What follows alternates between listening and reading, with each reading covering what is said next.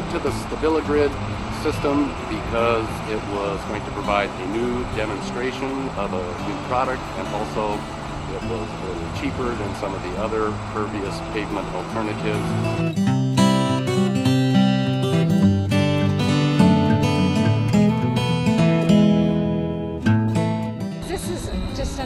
Just an awesome product. I'm so happy you exist.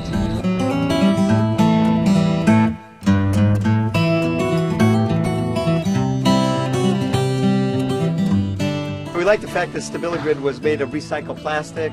We like the fact that that there's a track record in Europe, that it was a price sensitive and price competitive product, that we could use it quite ably for our particular purposes for conservation and for permeability. So we're quite excited to be one of the first in the Midwest to be showcased for the product.